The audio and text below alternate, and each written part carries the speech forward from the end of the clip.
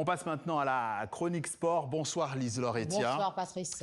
D'abord de l'athlétisme, c'est aujourd'hui le semi-marathon. C'était aujourd'hui le semi-marathon de Paris et sans surprise, 2 victoires africaines avec en plus cette année une participation record. Oui, effectivement, à peine le soleil levé car il y avait du brouillard ce matin dans la capitale française. 50 000 participants se sont lancés dans les rues de Paris pour cette 33e édition, faisant aujourd'hui de ce semi-marathon de près de 21 km la course la plus importante du monde.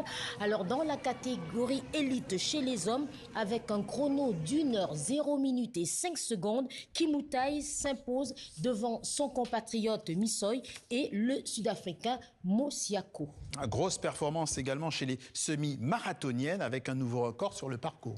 Oui, victoire en 1 heure 5 minutes et 12 secondes de Fto Zerai. Cette Éthiopienne a fait aujourd'hui tomber le précédent record de la Kenyane Sheila Kepkouri qui datait de 2023. On passe à un autre semi-marathon, cette fois au Portugal, avec là encore à la clé un autre record chez les hommes.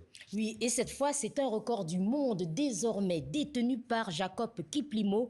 L'Ougandais a fait forte impression. 21 km 100 bouclé en 57 minutes et 20 secondes, améliorant le record de 10 secondes. Et puis pour clore cette page d'athlétisme, sachez que la sprinteuse ivoirienne Marie-Josée Talou-Smith a annoncé sur son compte Instagram sa nomination au poste de vice-présidente de la Fédération ivoirienne d'athlétisme. Sa mission, repérer et orienter des athlètes ivoiriens vivant à l'étranger vers l'équipe nationale. Une annonce qui tombe le jour où l'on célèbre la journée des droits des femmes et c'est aussi l'occasion de replonger dans des archives et de mettre à l'honneur une athlète éthiopienne cette fois. Oui, une athlète éthiopienne qui est une pionnière. Elle s'appelle Derartu Toulou et elle est la première femme noire à avoir remporté la médaille olympique sur 10 000 mètres. C'était en 1992 au JO de Barcelone et elle avait à l'époque 20 ans. Et lors de cette épreuve, la jeune éthiopienne était entrée dans l'histoire par un geste symbolique. Oui, après avoir franchi la ligne d'arrivée, elle avait fait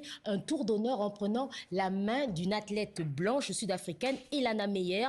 Tout un symbole et une image forte de réconciliation entre les peuples, car ce qu'il faut savoir, c'est qu'en 1991, donc un an avant les JO de Barcelone, l'Afrique du Sud avait réintégré le comité olympique après 31 ans de suspension pour cause d'apartheid. Dans sa carrière, Derartu Toulou a remporté 2 médailles olympiques. Oui, alors nous avons déjà parlé de la première en 92. La deuxième, c'était en 2000 aux Jeux olympiques de Sydney, toujours sur 10 000 mètres.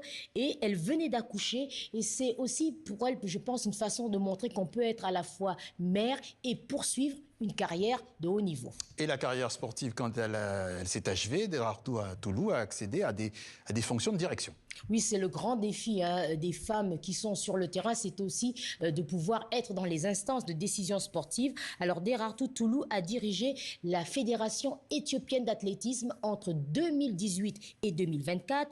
Elle a aussi occupé les fonctions de vice-présidente de la Confédération africaine d'athlétisme et elle a également siégé au comité olympique éthiopien. Je dirais que c'est un bel exemple de réussite parce qu'il faut savoir que Derartu Toulou est issue d'une grande famille. Elle a grandi en milieu rural, elle gardait les vaches et elle a fait de l'athlétisme contre la volonté de ses parents qui disaient que l'athlétisme c'était uniquement réservé aux hommes. Eh bien, elle a bien eu raison de résister. Merci Lise Laure et à la semaine prochaine. À la semaine prochaine.